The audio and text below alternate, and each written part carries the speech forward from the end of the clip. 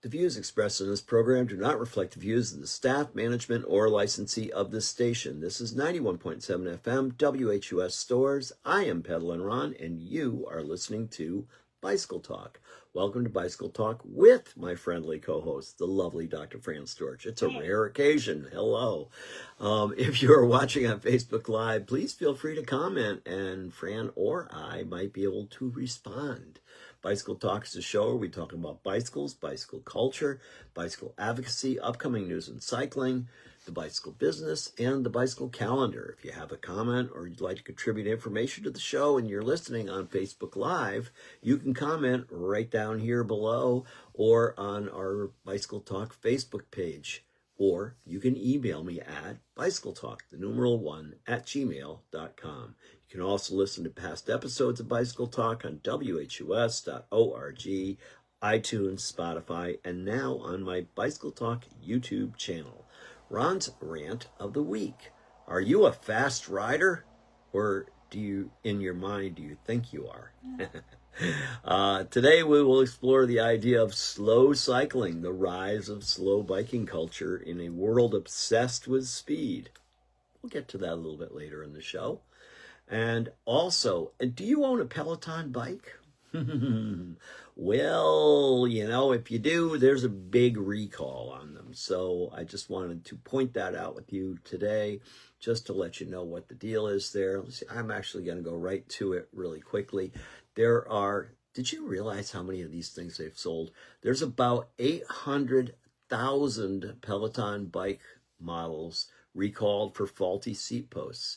So they're recalling 833,000 of their original series Bike Plus exercise models because of a seat post assembly that can break. There have been 3 reports of seat posts breaking and detaching, and 2 reports of injuries because of falling. So anyway, that's my big alert to you this week in my rant. I just can't believe they sold 833,000 of those things. Well, anyway, that's what it is. We're going to move forward on a positive side. Speaking of numbers, about 80% of local transportation referendums passed muster with voters last week. Yeah, I know. I wasn't here last week because I was, running an election. That's the other job that I do now. I am also the registrar of voters here in the town of Mansfield. And because of that, I was unable to be here for the show. So you got a replay of one of my old shows last week by the looks of things. That's a little better, a little less glare.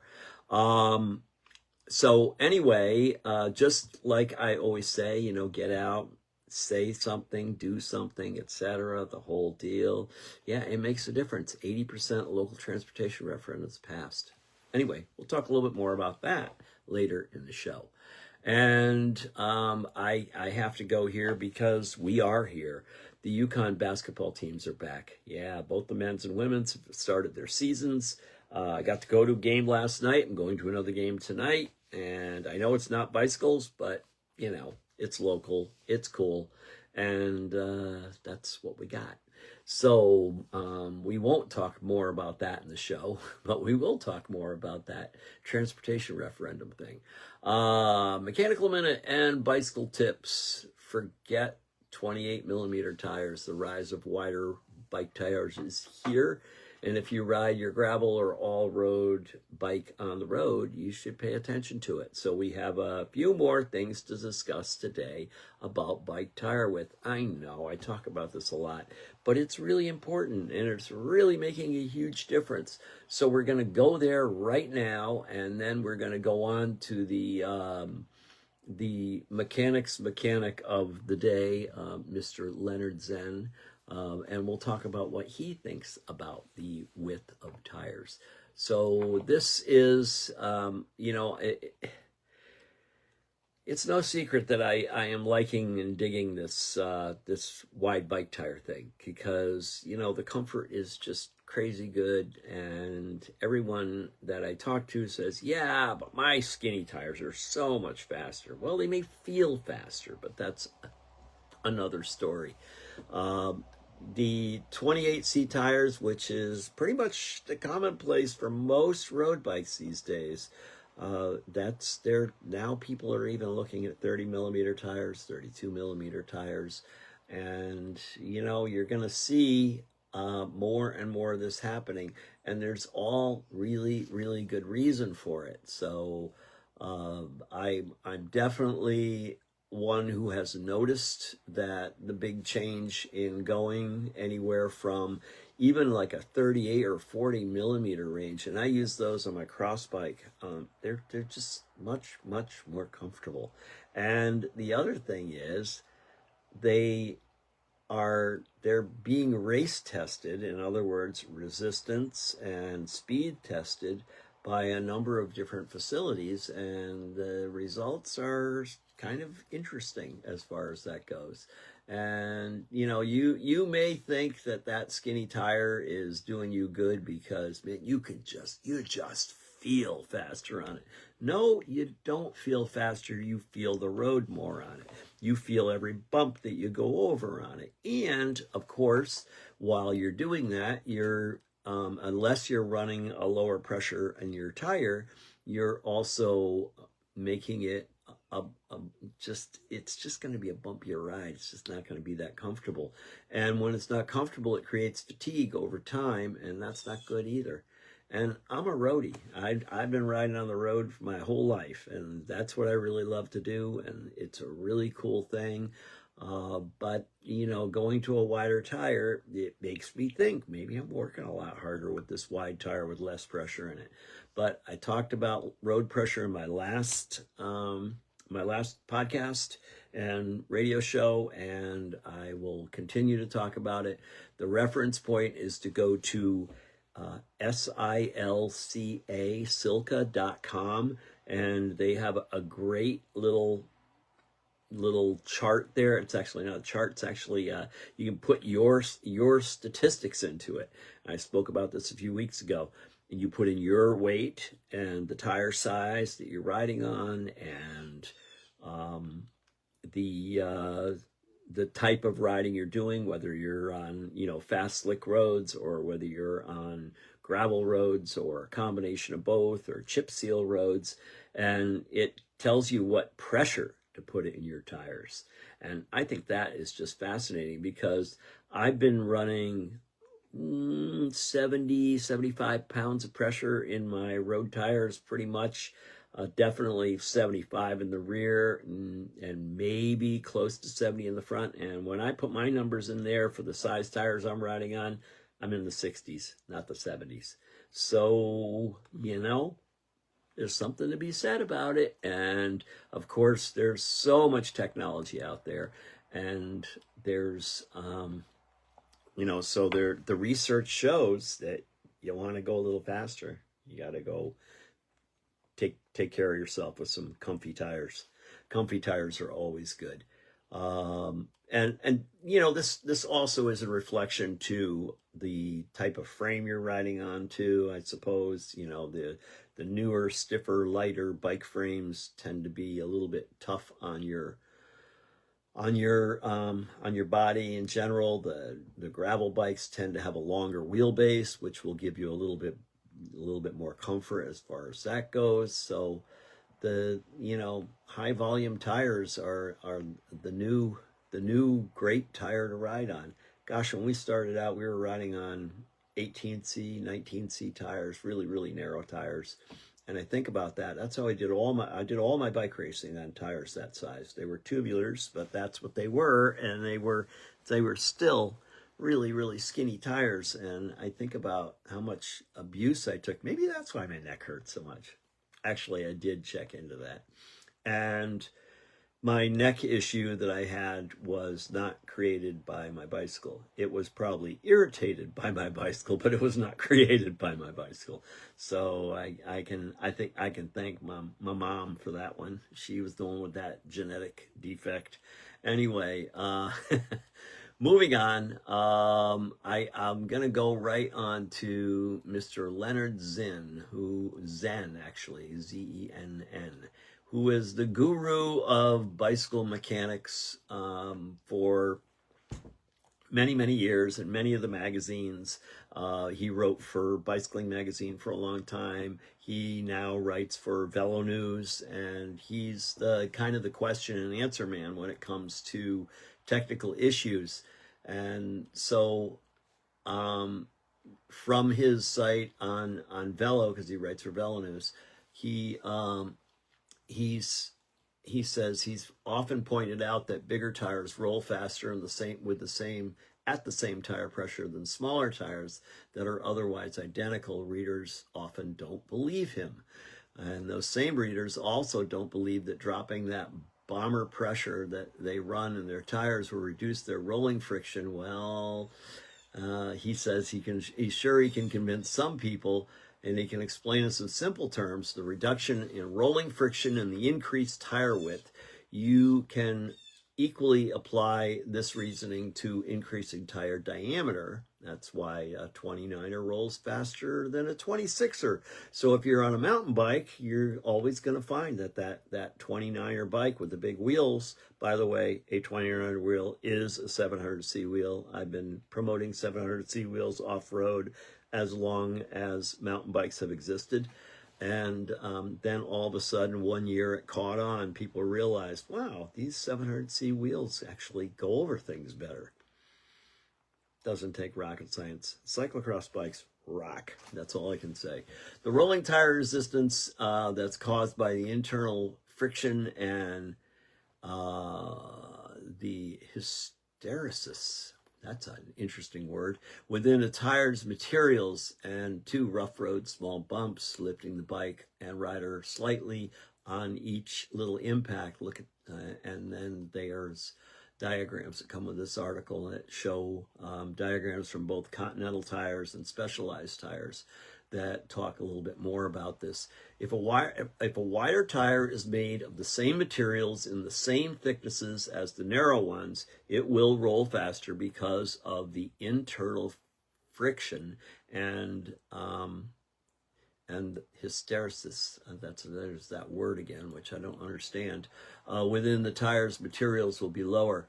And because the surface imperfections in the road will be absorbed into the tire more easily since it has more deflection available, thus giving the bike rider slightly less on each little impact. So the go-to independent tire testing lab for the bike industry has consistently found that its testing that fatter tires roll faster than narrower ones. And Leonard had visited a facility during a recent trip to Finland, and he was having some testing done for Velo News there.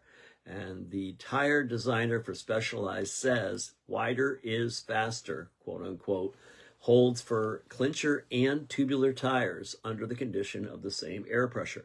Will someone tell me where I can find a really good tubular wide tire in a road tire? I can get cyclocross tires all day long. As a matter of fact, I just got some earlier this year to put on my cross bike. But to get them for a road bike, no one's making a nice smooth tread fat tire. I want a 32 or 35 millimeter tire that is a tubular. Why? Because I like tubulars. Anyway, long story. I'm not going to go there right now because it brings up that whole old school thing, and people say I'm a old retro grouch and techno weenie or whatever. I don't really care. I like tubulars. They feel better. They feel nicer underneath you, for what that's worth. Anybody out there who knows where I can get a good 700C tubular tire, 32 millimeter or wider, that is with road tread, please write to me. Tell me bicycletalk1 is a great way to do it. And I would love to hear what you have found, or if you have found this. Possibly they're only in Europe. That is a possibility. I'm not really sure what they're riding in the Paris-Roubaix these days, whether they're riding on a road tread or whether they're riding on a cyclocross tread or a mixed tread. It's hard to really say, but I just want a smoother tire that is a tubular. Anyway, so the there are a number of people who responded to this article, but what it comes down to is the testing is telling us the same thing over and over again, and that is that the fat tires rule.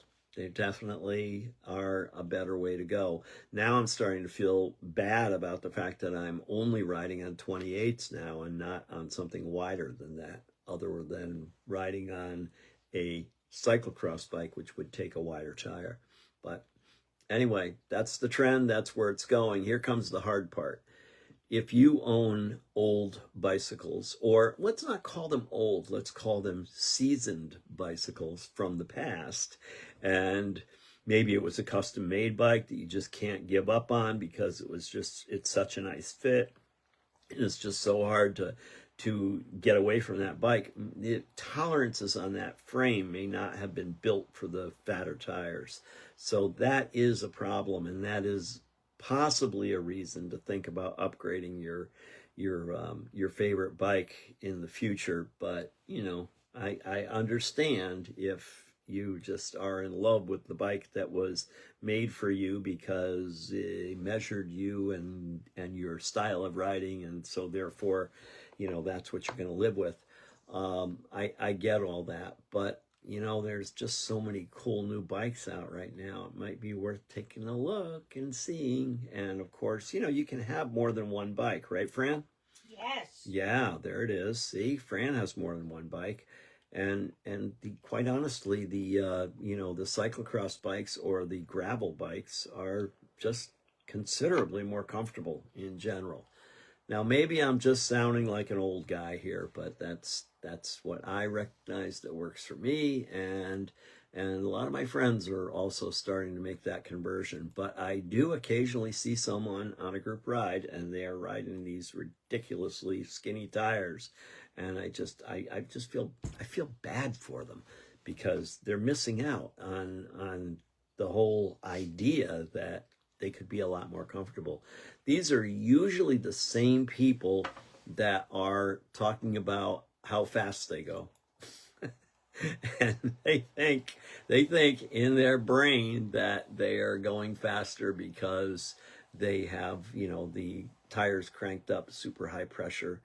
God, I remember when some of the bikes tires came out years ago, the real narrow ones, they were telling us we could put up to 180 pounds of pressure in the tire. Don't do that. Please don't do that. It's really not a good idea. And I don't care how big you are, how heavy you are, whatever it is, 180 pounds is you're never going to ever enjoy your bike ride at 180 pounds of pressure. So don't do that. Please don't do that. So let's take a look at, so now we're talking about, and I said something about this earlier when I was doing my introduction. We talked about the rise of the slow biking culture in a world obsessed with speed. Speaking of speed, okay. So I hear it all the time. What was your average speed? So how fast were you going? You did 45 miles, but how fast did you go? What was your average speed? It's like, it doesn't matter. Okay. It matters that you got out and you rode your bike. And maybe you went 45 miles. Maybe you rode for 3 hours. Maybe you rode for 5 hours. It doesn't matter. It matters that you're on the bike. And it doesn't matter how fast you're going. And now what we're finding is there's a slow biking culture, okay, that is happening right now. And you take a look at any given morning in cities like Amsterdam, Paris, Montreal, or even Portland, Oregon, you're going to find a number of cyclists coasting, not racing through the streets. These riders aren't hunched over their aerodynamic positions or timing their commute down to the second. Instead, they're upright, alert, unhurried, pedaling with baskets full of groceries, bouquets, or maybe, a small animal.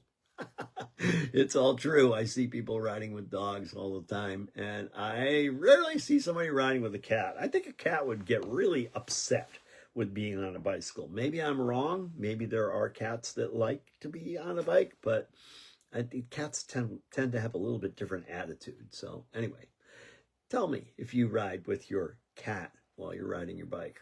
I wouldn't do that if I were you, but that's okay. Everybody's got their thing. So this is not a, an undertraining or inefficiency. It's a movement. The rise of slow biking marks a cultural pivot away from competitive high-speed cycling towards something softer, more intuitive, or fundamentally human. So what is slow biking? Slow biking is not a discipline or a sport. It's a philosophy, okay? One that values presence over performance and connection over competition. Unlike cycling disciplines geared towards endurance, racing, or technical mastery, slow biking emphasizes comfort, safety, and the sheer joy of movement. It's about riding in a way that leaves room for wonder, to notice the changing leaves, to stop for a chat with a neighbor, or take a scenic route home for no reason other than it feels good. In this culture, the journey isn't a means to an end, it's the destination. So, cycling as moving meditation. I've talked about this all the time. I talk about coming from, the first church of the spinning wheel is what I used to call it years ago. It is a meditation. It's a world that you go into that just takes you away from the world that you're always dealing with every day, whether it be work related, family related, relationship related, whatever it may come down to. When you get on your bike, clears your head, clears your mind, and it's sort of the yoga of movement. I'll call it that because I do teach spin and yoga classes. So, it just puts you into that zone of, I don't care anymore. This feels really good, and this is what I'm going to do. And it puts me in what I call my happy place. And it always has put me in my happy place. That's why when I can't ride my bike, I get a little annoyed. And, it's been a rough couple of years for me. Fran and I were talking about it on our show just about an hour ago. She said, well, how are you feeling, Ron? And so, I told her, about the whole disconnection with my bicycle over the last 2 years, just because of the fact that I've had these medical issues that have kept me from riding at the same degree that I used to be able to ride at.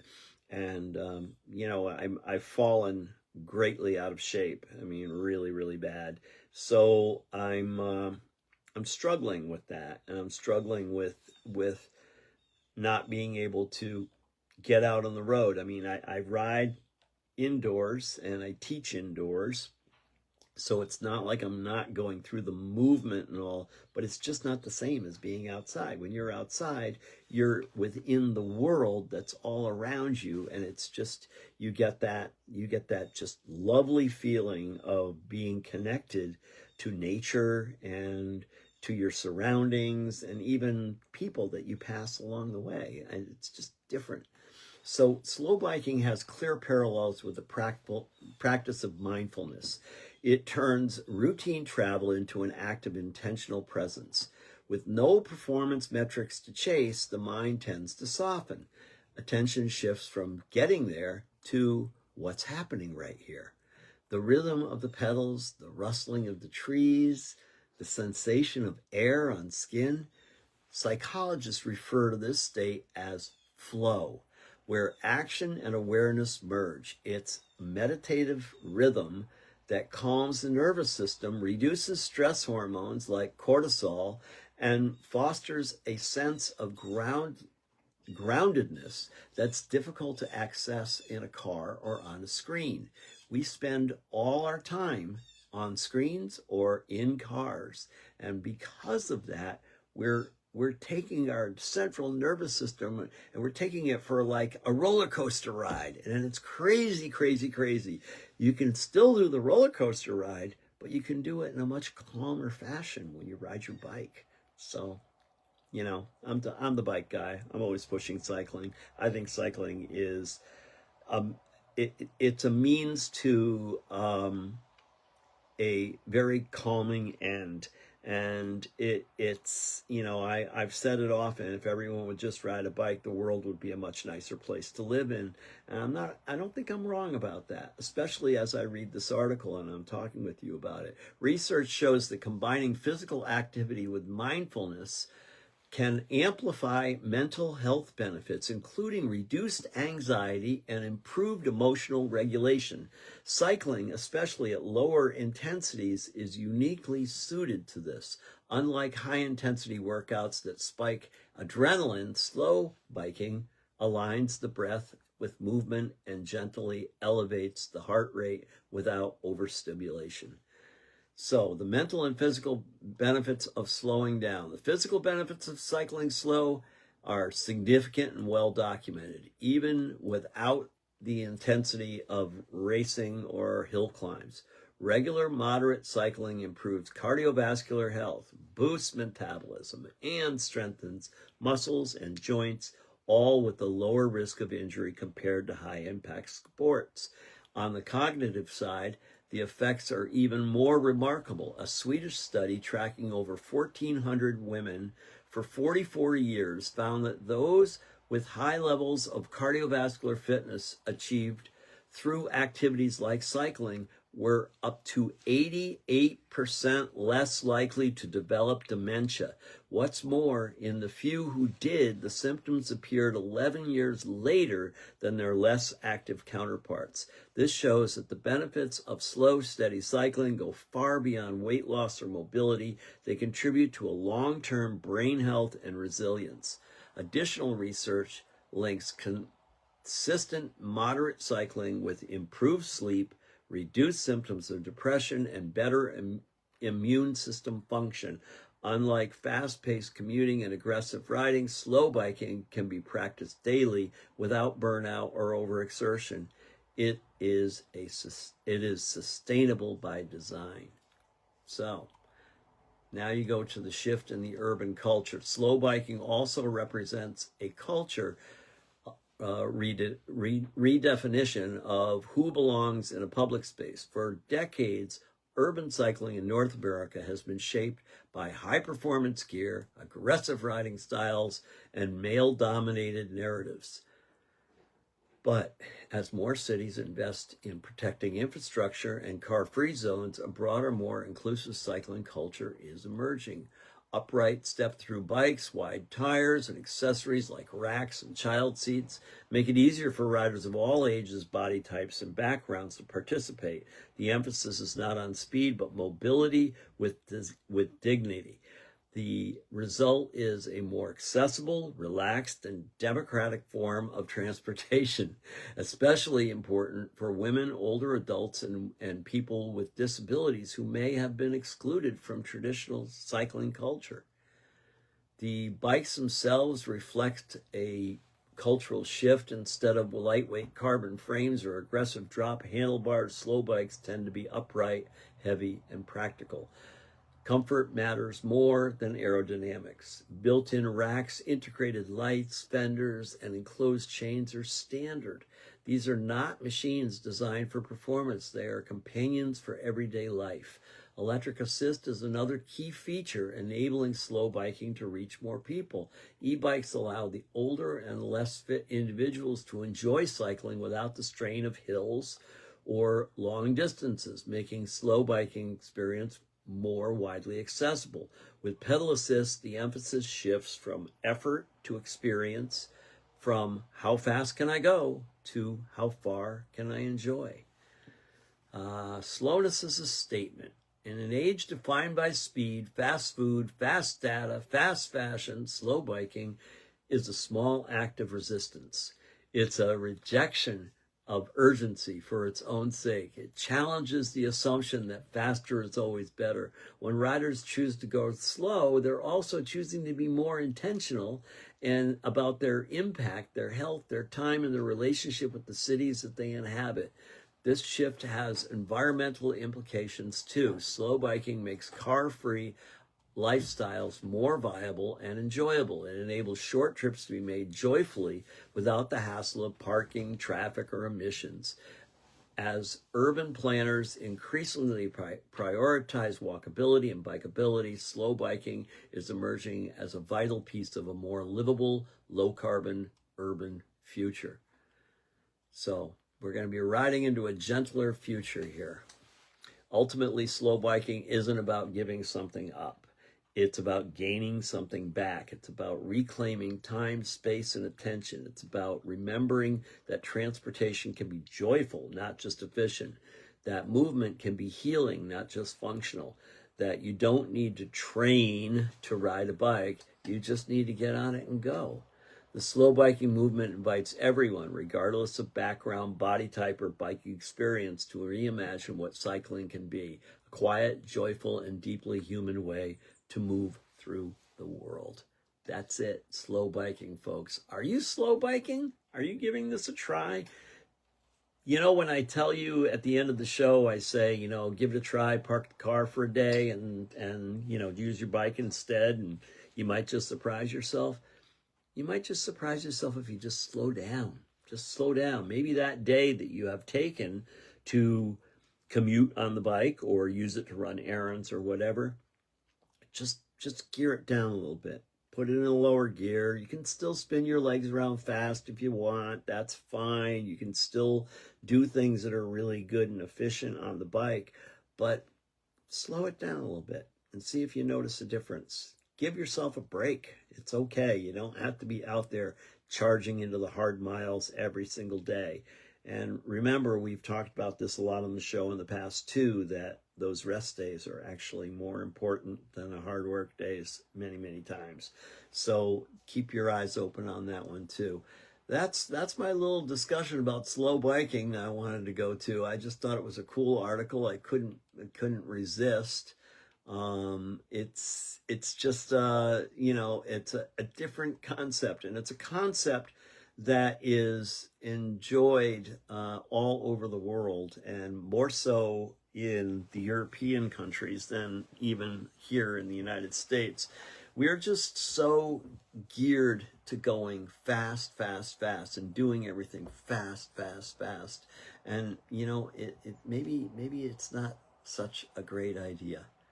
So last week, or not last week, 2 weeks ago when I did my show, I talked about what the number one city was in the United States for cycling, and for most progressive city for cycling. And surprisingly, the one that really caught the attention was New York City, number one in the U.S. New York. Remember New York? Do you ever ride your bike in New York? Have you ever been in traffic in New York? It was insanity. Absolute insanity. You took your life in your hands when you got on your bicycle in New York City traffic. Why? Well, various reasons. Number one, very congested streets. So you really had to, you know, like really ride your bicycle offensively defensive, I guess I'll call it, but you really did have to like really be careful. Well, New York has they've made some more sustainable transportation ideas happen in New York. So the very top of the 2026 world's best cities list are in 3 different countries: London for England, Paris for France, and guess what? New York City. And they are all leaders in prioritizing the humble and beautiful bicycle. As urban populations grow and sustainability becomes the central focus, the world's best cities list for 2026 just grows. So this is... the reasons are not only because the cities are thriving economically and culturally, but also they're setting a standard for creating living cities, places that prioritize livability, sustainability, accessible transit, active transportation like cycling, according to the latest Renaissance consultation report. These cities stand out for their holistic approach to urban development, combining green spaces, smart infrastructure, and innovative mobility solutions. Here's a closer look at the top cities on the list and how they're reshaping their urban landscapes. London, England. London continues to hold the top spot in 2026 thanks to the 2026. We're jumping here a little bit. We're still in 2025, but this is where we're going.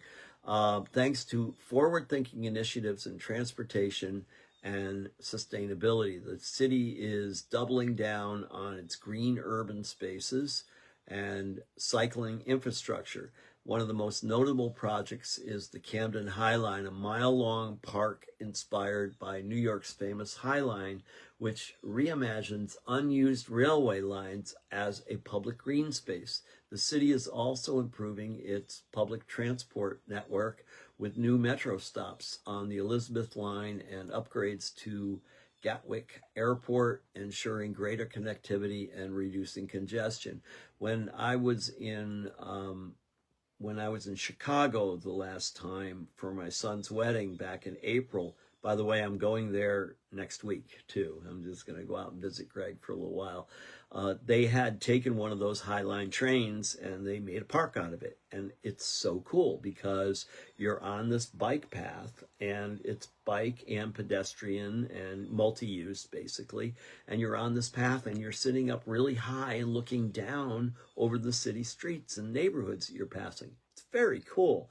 What a really, really brilliant idea to take and resurrect an old train line that wasn't being used anymore and make it into something that you can actually use for transportation or for general enjoyment and recreation. Really, really cool. So placemaking remains central to London's growth, exemplified by the high anticipated Camden High Line, reads a report.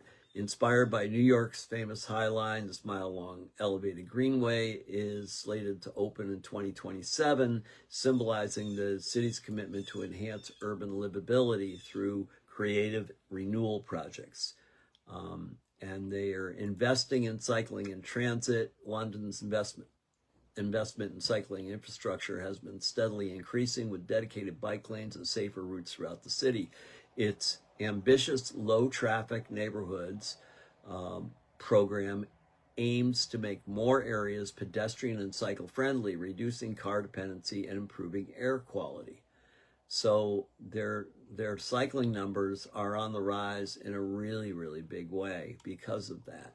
And New York City is number 2 on the list. The resurgence after the pandemic reflects the city's resilience and ongoing investments in making urban life more livable, with tourism numbers surging 62.2 million visitors in 2023. New York City continues to prioritize infrastructure improvements, particularly in transport and housing. New terminals at JFK, LaGuardia, and Newark Liberty airports signal an ongoing commitment to modernizing the city's gateway. Something that I just spoke with one of my spin class participants this morning. My friend Bob had gone to the city and he said, it was really interesting just walking around, but he said, I'm inclined to try to pick up one of those little city bikes and take it for a ride. Well, guess what? It's really, really hard to find an available city bike in New York City because it's become so incredibly popular. So, now that is a good problem to have. If there's more people in demand to use a city bike, which is oftentimes an electric assist bike, sometimes it's not. They come in various types and models depending on what you're looking for. But if there's more demand than there is product to actually ride on, that's only going to make things grow. It's going to really make a big difference. So the other thing that New York is doing, which is interesting and something I've been talking about on the show for the last year, is they implemented congestion pricing. So the congestion pricing plan could help reduce traffic, creating more pedestrian and cyclist friendly environment if it ever gets implemented. So it's been on and off because the folks that drive the cars and the trucks, they don't like congestion pricing too much because they get taxed for driving their cars deep into the downtown area. And although it's not that much money, they do pay a penalty for bringing their car in, whereas if they were to have taken mass transportation, which is very good in New York, or ridden their bicycle and on these protected streets, which is also becoming very good in New York, they will save themselves that extra fee. Now, I understand that there are people that are working and they're wearing their fancy clothes and doing all that. But you know what? If you're in that kind of position in New York, you make enough money to pay the tax. I think, anyway. That's just my own personal feeling. And you're going to find that this is, the more people start to use cities and the facilities that they offer like this, the less people will be concerned with how well you're dressed when you show up to your meeting, especially if you're using a bike to get there. My thoughts exactly, but maybe not everybody else. So again, if you feel like you have to create a presence at work, and you need that car to get there, then you're going to just have to pay the extra price. And it's not much. It's like, I don't know, $6 or $9, something like that, I think is what it is every time you go in and out of the very inner city. It's not very much at all, really. It's really a trip to your local gourmet coffee shop is what it is. So it's, you can very easily justify that if you feel like you need to do that. And by doing this, they reduce the amount of congestion in the inner cities, and it becomes even safer for pedestrians and cyclists to be out there. So now we go on to Paris, and they've emerged as a global leader in sustainable urban development. When we were back in the COVID days, someone had sent me a picture of Paris before COVID and Paris during COVID. And it was really interesting because before COVID, there were cars jammed in the streets. And, you could see that it was basically unregulated quagmire is what we'll call it. It was bad. And, that's what happens when you put too many vehicles in a place that was only designed to handle less vehicles. Then there was a photo clip. Actually, it was an actual video clip. And the video clip after, when COVID hit, people were riding with masks on. They were on scooters or on bicycles or on skateboards. There were no cars present. It was amazing. Absolutely amazing. Paris decided to shut down inner city streets. They put up Jersey barriers and other fencing to keep cars out of the places where the people who were using human power to get around were going. It was tremendous. It was like an entirely different presence of downtown Paris. Really, really cool. So Paris is rolling out car-free zones and bike lanes as part of its vision to become one of the world's most bike-friendly cities. It's also expanding its public transport network with new trams and bus lanes that reduce the need for private cars while ensuring efficiency and equitable mobility for all residents. Number 4 on the list, Tokyo, Japan. Now, I've never been to Tokyo, Japan, but I have heard it is one busy place. Lots of people in a very, very tight little spot. So they're redefining what a modern, sustainable mega city looks like. The Japanese capital is investing in urban regeneration projects such as conversion of the Tokyo Expressway into a pedestrian-friendly space akin to New York's High Line. Tokyo's urban design integrates natural beauty with cutting-edge infrastructure, offering residents and visitors a seamless experience between nature and technology. Investing in cycling, transit, Tokyo's public transportation system is world-renowned. The extensive train and metro networks are constantly expanding and improving. The city is focused on increasing its cycling infrastructure with more bike lanes and bike sharing programs designed to make cycling a safer and more convenient way to get around. Number 5 on the list, Madrid, Spain. According to the report, Madrid is reinventing itself through the ambitious, sustainable agenda that's transforming both its landscape and its identity.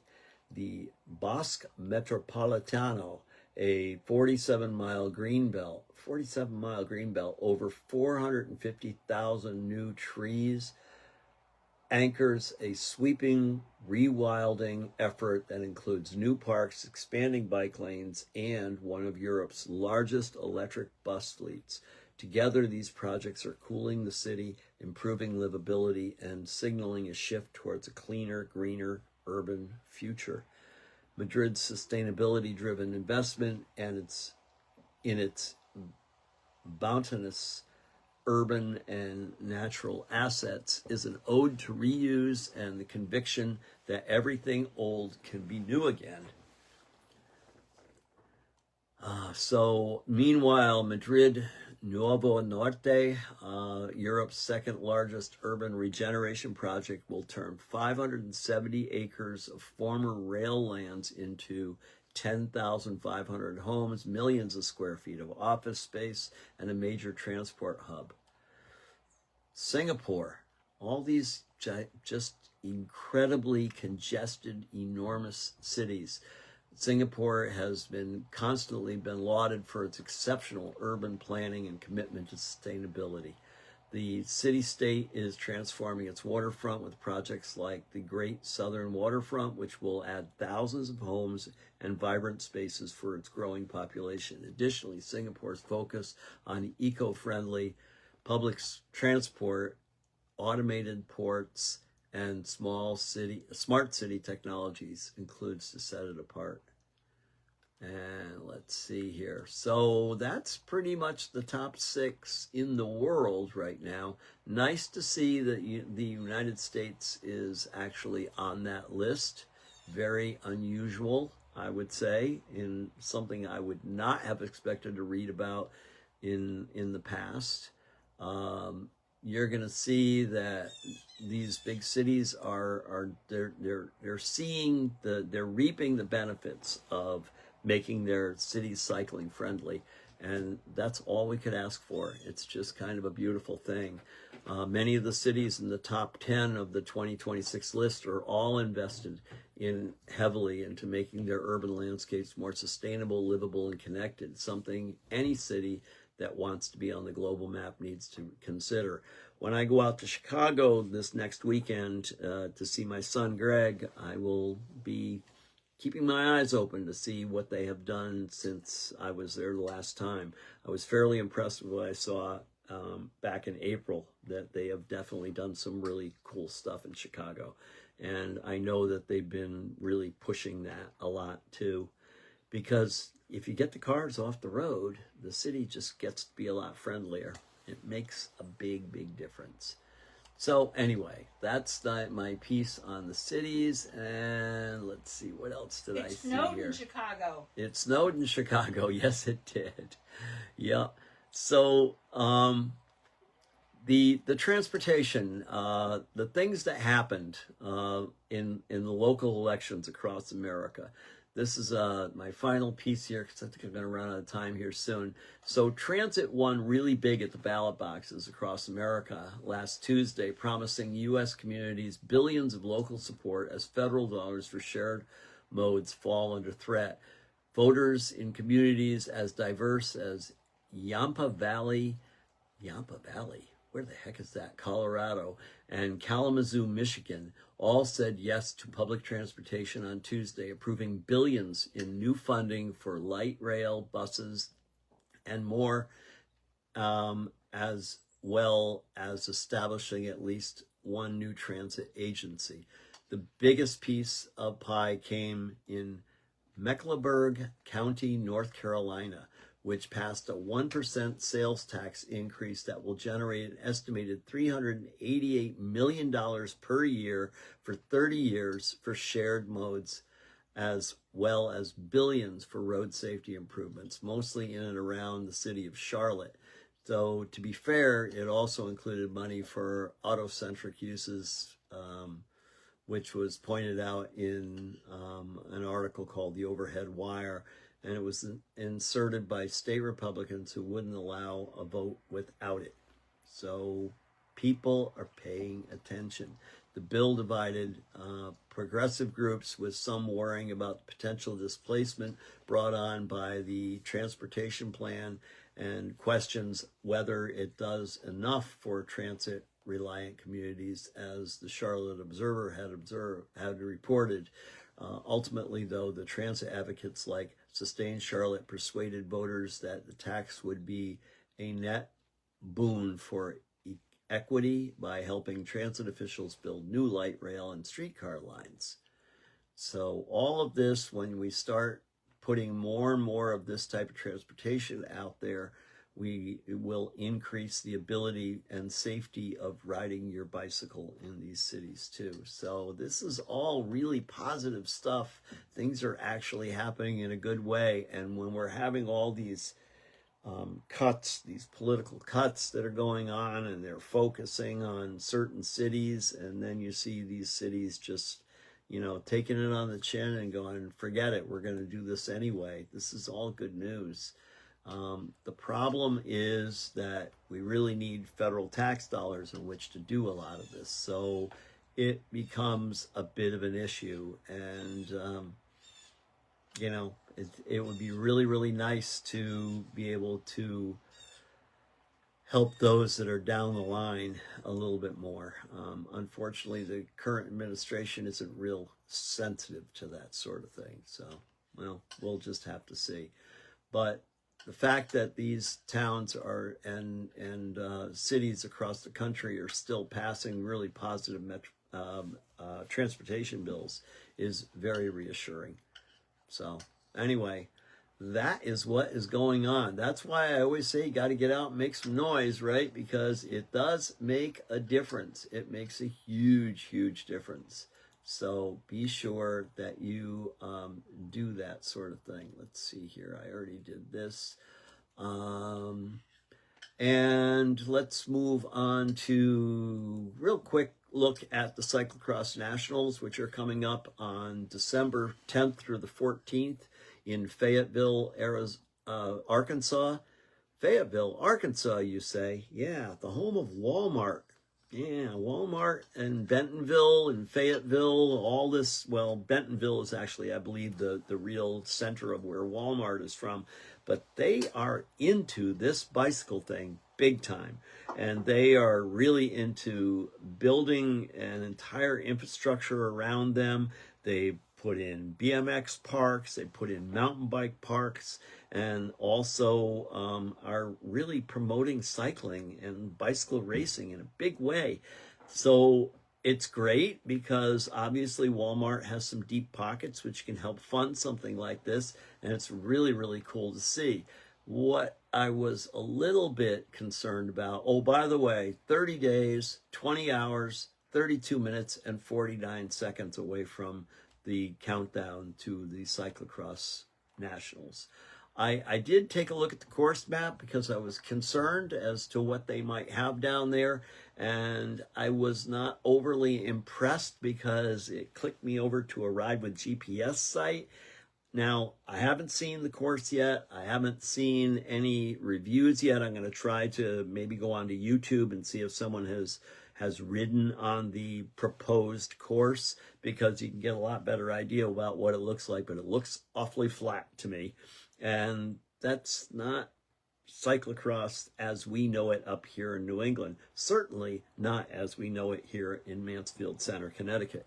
So we tend to have a very, very challenging course with lots of short, steep rises and difficult sections and off cambers and all. I'm sure they've done some of that there. I'm sure they have paid attention to it. But again, if you take a look at the elevation map, go to USA Cycling. And if you go to usacycling.org, you can go to the 2025 Cyclocross National Championships. And you can click on the course map and take a look at it, and it's interestingly flat. It seems, but we'll see what they do. I mean, I remember when I was first introduced to the idea of putting on a cyclocross race in Hartford, and I met with the folks at Riverfront Park, and I looked around and went, this thing sits on the river and it's flat as a pancake. What am I going to do with this? And then I started using my imagination, and before I knew it, I had some really challenging and interesting pieces that came together to make it a really challenging and interesting course that went on to become a nationals course. Twice now we've had nationals in Hartford, and you never would have guessed that you could take that park and do that much with it. But you know, with a little bit of imagination, a lot of things can be done. And there's guys like me out there, and girls like me out there that are very imaginative when it comes to cross. So we'll see what they come up with, but I'm interested to hear from those that do travel to the Nationals this year as to what the course looked like or looks like. Anyway, that brings me to the end of the show, and I am running out of time, so I've got to move forward here. Remember, if you got that Peloton bike, you might want to check and make sure it's not going to break on you while you're riding on it, especially if you're riding on it really, really hard.